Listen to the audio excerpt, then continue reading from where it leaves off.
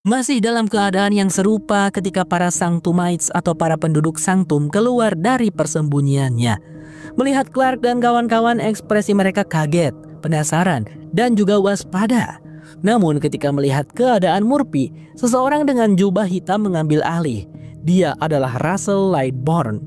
Ya, meskipun wajahnya berbeda, tapi ia mengklaim dirinya adalah Russell yang sama dengan Russell 200 tahun lalu. Bedanya kini di belakang namanya tercantum gelar Russell 7 yang menandakan bahwa sudah ada 7 generasi Russell sebelumnya, meskipun silsilah mereka entah bagaimana terbentuk. Menurut penuturannya, Murphy sudah meninggal karena racun gerhana matahari. Akan tetapi meskipun begitu, Russell Lightbourne yang merupakan sang Raja Sanctum punya solusi untuk membangkitkannya kembali. Lantas ia menyuruh seseorang bernama Cillian untuk mengeluarkan ular Kepa, ular asli dari planet Alpha. Katanya, bisa ular itu dapat menyerap racun gerhana matahari dari tubuh Murphy. Dan benar saja, garis akar hitam di tubuh Murphy seketika menghilang. Dan ia pun kembali bernapas meskipun belum siuman. Setelah itu Russell menyuruh seluruh penjaga di sana untuk mengurung Clark dan kawan-kawan. Singkat cerita, Clark dan yang lainnya berada di salah satu rumah penduduk Sanctum. Tak lama kemudian sang tuan rumah datang. Mereka adalah keluarga Workman yang memiliki seorang putri bernama Delilah. Melihat kecantikan Delilah, Jordan terkesima dan pada saat itu juga dirinya jatuh cinta pada pandangan pertama. Delilah bersama ibunya memberikan mereka minuman yang dinamai jus Joe. Joe diambil dari nama Josephine Lightbourne. Jika para Sanctumites menyebut nama para perintis, maka harus dibarengi kalimat dikuduskanlah namanya. Karena para The Prime sangat didewakan oleh mereka. Kemudian disusul kedatangan Russell bersama istrinya yang tak lain adalah Simon Lightbourne. Simon orangnya cukup keras dan membenci orang luar.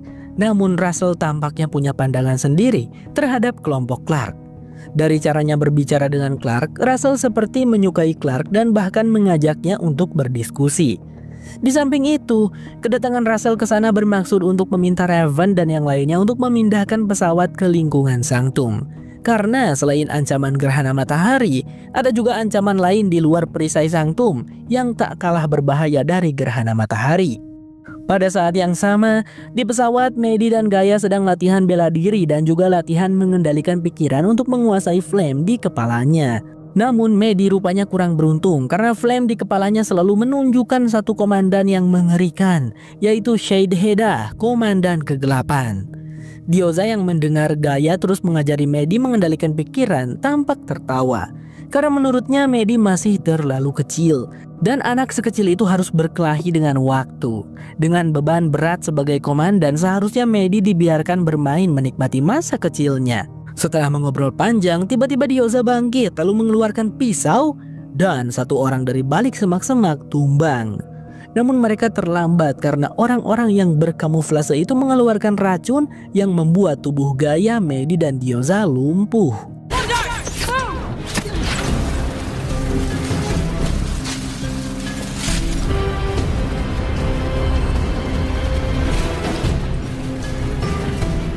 Kembali ke Sanctum, Bellamy, Echo, Octavia, Raven, Kylie, dan beberapa penjaga Sanctum sedang dalam perjalanan menuju pesawat.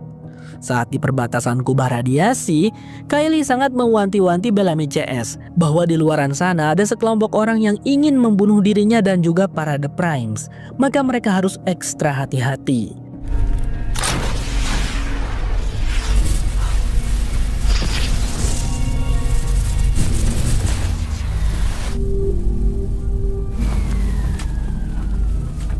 Pada saat yang sama, Murphy baru saja siuman. Ia sangat terkejut karena katanya ia menyadari bahwa dirinya sudah mati dan di alam lain itu ia masuk neraka. Ia sangat ketakutan karena siapa juga yang mau masuk neraka. Mungkin setelah kejadian itu kelakuannya bisa jauh lebih baik. Untungnya ada Emory yang selalu bersamanya untuk menenangkannya. Tak berselang lama kemudian, terdengar suara peringatan bahwa tarian Tai Chi akan segera dimulai. Tari Tai Chi ini merupakan salah satu tradisi di Sanctum. Warga Sanctum melakukan Tai Chi setiap hari guna menunjukkan rasa hormat mereka pada kemuliaan dan keanggunan para Primes. Untuk pertama kalinya, Jordan melihat keindahan tari Tai Chi yang dilakukan oleh Delilah. Clark kalang kabut mencarinya kemana-mana, namun saat bertemu Delilah malah membelanya dan menahan Jordan bersamanya. Namun rasa dimabuk cintanya itu membuat Jordan tak bisa menahan mulutnya. Ia pun bercerita tentang masa kelam Clark dan sejarah hidup semua orang di bumi sampai bumi hancur untuk ketiga kalinya.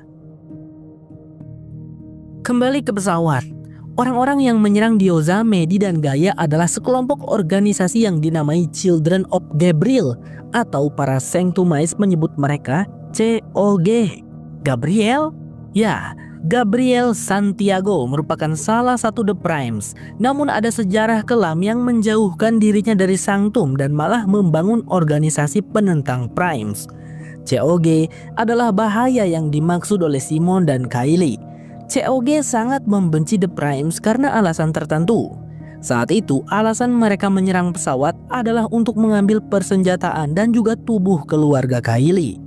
Sambil bersorak menyebut Primes harus mati 2 kali, mereka memenggal kepala Danieli yang merupakan suami Kylie. Suara mereka pun terdengar oleh Bellamy dan kawan-kawan. Para penjaga Sanctum langsung membatalkan misinya karena takut. Kylie pun tak bisa apa-apa karena jika ia nekat, maka ia akan menjadi sasaran empuk COG. Sedangkan Bellamy, Echo, Raven, dan Octavia tetap melanjutkan perjalanan karena mereka harus menyelamatkan Medi sesuai permintaan Clark. Sedangkan Clark sendiri ada pertemuan penting dengan Simon dan Russell untuk membicarakan nasib para penyintas dari bumi. Apakah mereka bisa tinggal di Sanctum atau tidak? Namun rencana Clark berantakan ketika Simon memberinya pertanyaan skakmat. Berapa orang yang telah kau bunuh, Clark? Haruskah aku memanggilmu One Heda? Mendengar pertanyaan itu, Clark langsung tersentak. Karena Jordan pasti telah menceritakan semua kisah hidupnya kepada Delilah dan diteruskan lagi kepada Simon dan Russell. Meskipun Clark berdalih bahwa apa yang ia lakukan di masa lalu adalah untuk melindungi orang-orang yang ia cintai, Clark mengatakan bahwa dirinya tidak pernah menyesal dan tidak akan meminta maaf kepada siapapun atas apa yang telah ia perbuat. Pernyataan Clark tersebut justru meyakinkan Simon dan Russell untuk tidak menerima kelompok Clark tinggal. Karena mereka merasa sifat kekerasan sudah mendarah daging dalam diri Clark dan kawan-kawannya. Sehingga hal itu dapat membahayakan rakyat Sanctum.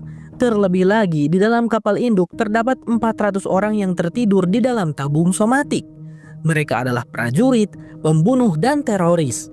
Hal itu memantapkan Russell untuk berkata, "Besok jika teman-temanmu sudah datang, kembalilah ke pesawat induk.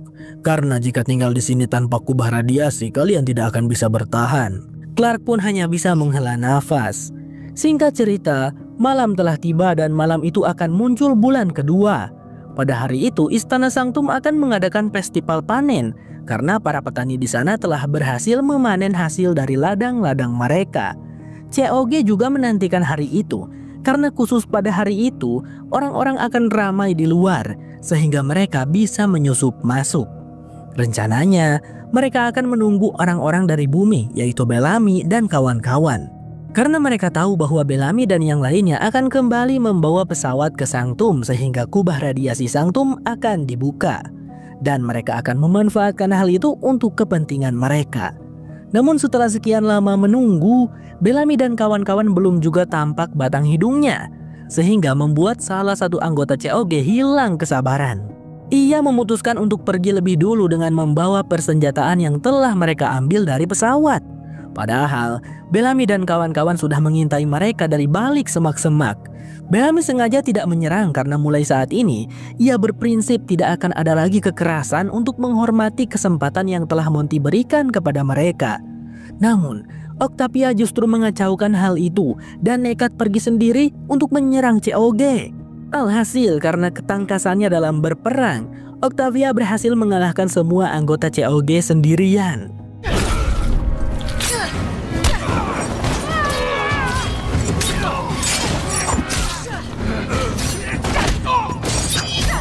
Akan tetapi bukannya hal itu diapresiasi oleh Bellamy, ia malah mengusir Octavia, melarangnya masuk ke pesawat dan membiarkannya hidup di luar sendirian.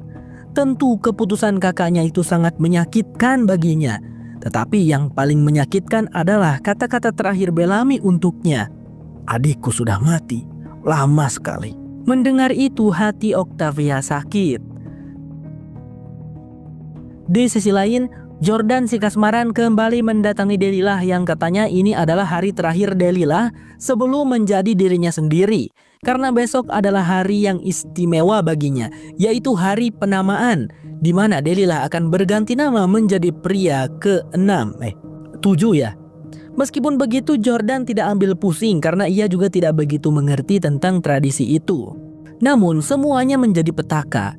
Delilah diberi racun yang membuatnya hilang kesadaran dan Jordan dipukul hingga pingsan. Siapa pelakunya? Tentu saja Children of Gabriel. Untungnya karena kejadian tadi siang, Clark mencari Jordan sehingga ia bisa dengan cepat mengetahui bahwa Delilah telah diculik. Clark dan satu penjaga pun mengejar si penculik. Dan untung saja Clark dapat menahannya sampai Russell dan para penjaga lain datang. Akan tetapi, Clark terluka sehingga darah hitamnya bertumpah ruah. Hal itu mengalihkan perhatian Russell kepadanya. Ketika Clark sedang diobati oleh Cillian, Russell juga menyayat tangannya untuk menunjukkan bahwa dirinya juga berdarah hitam. Di Sanctum, darah hitam dianggap sebagai darah bangsawan dan siapapun yang memilikinya akan menjadi prime selanjutnya, termasuk Delilah. Itulah mengapa dia diculik. Karena Children of Gabriel ingin memutus rantai keturunan Primes. Tak lama kemudian, salah satu Primes yang bernama Miranda Mason datang mengabarkan bahwa Rose juga diculik. Ternyata, Rose juga memiliki darah Nightblood.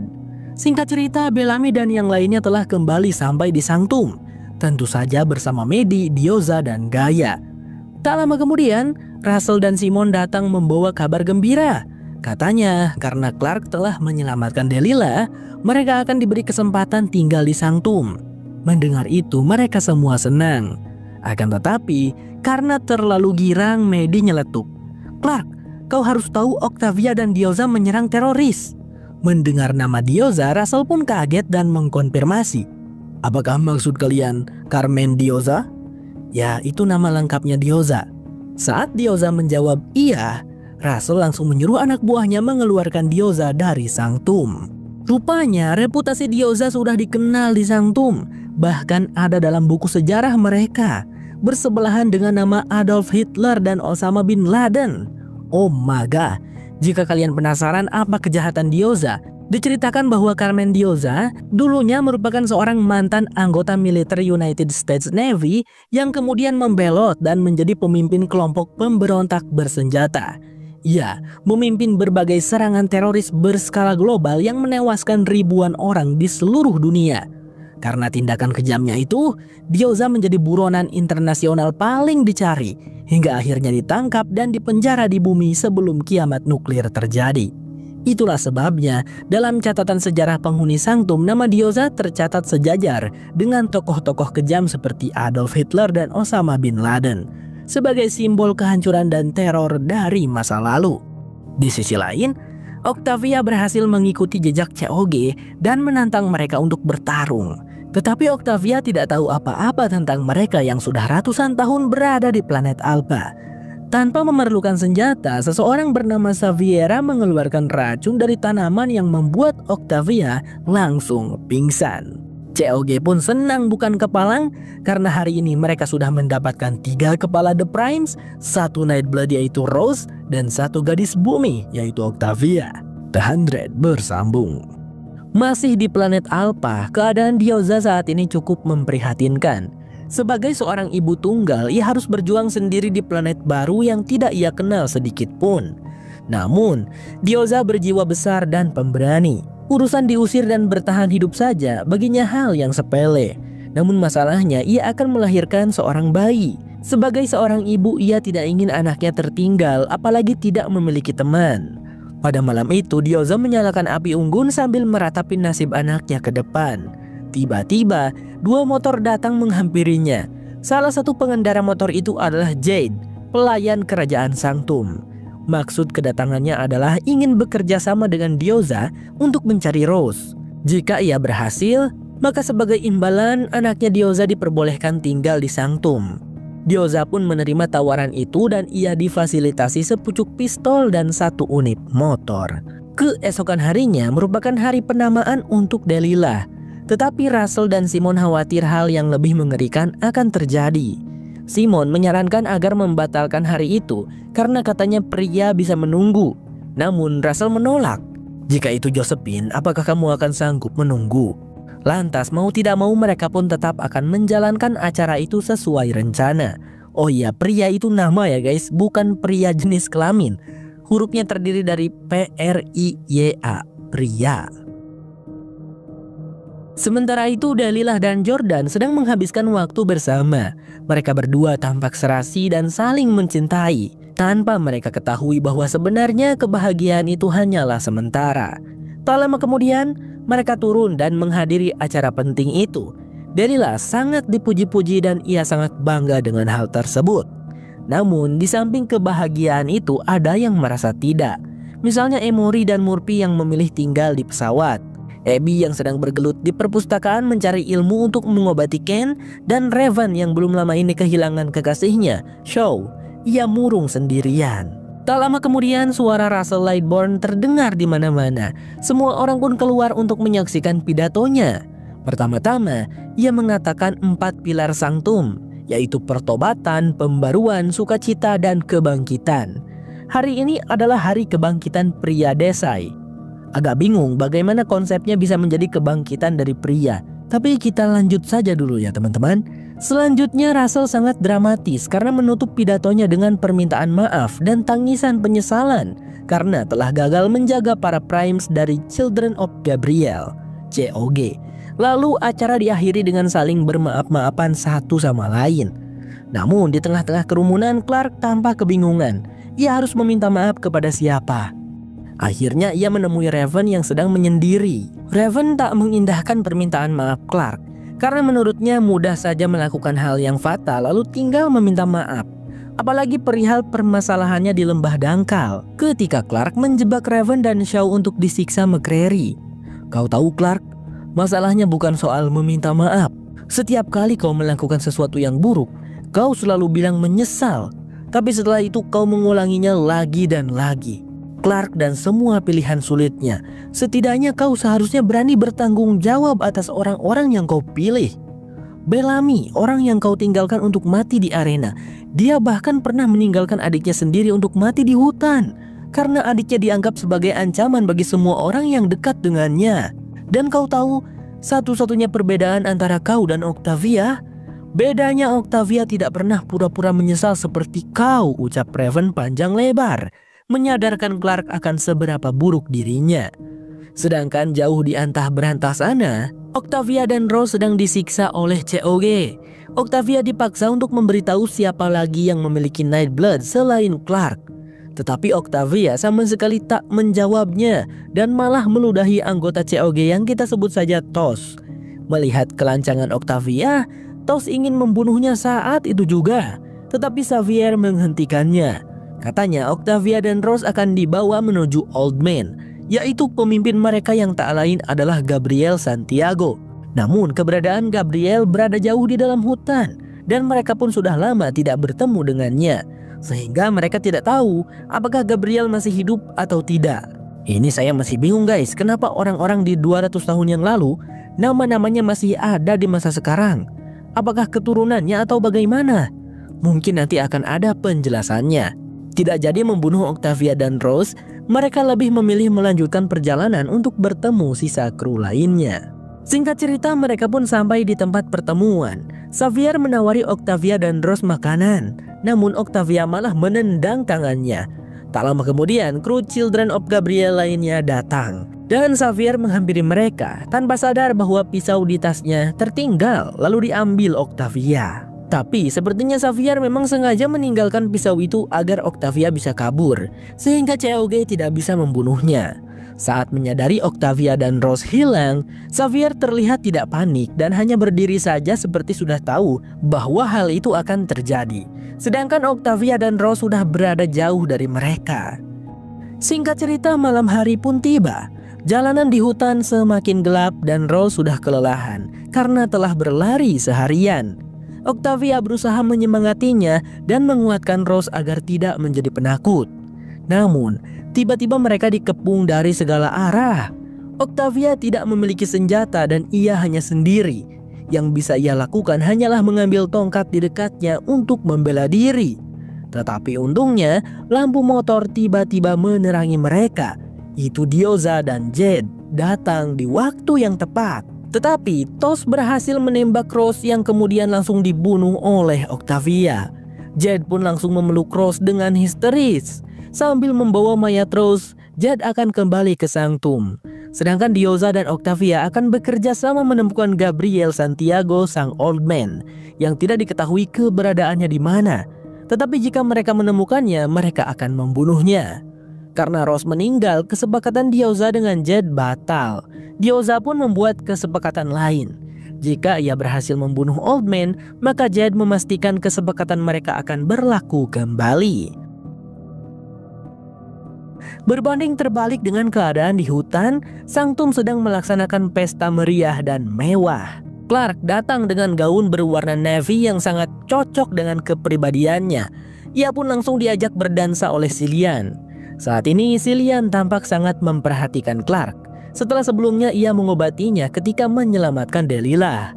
Di samping itu ada Bellamy yang murung. Hatinya sebagai kakak tersakiti, mengingat dirinya telah meninggalkan Octavia di tempat antah berantah. Perasaan yang tak karuan itu membuat suasana hatinya berantakan, sehingga Bellamy tak sengaja menyakiti hati Echo dengan perkataannya.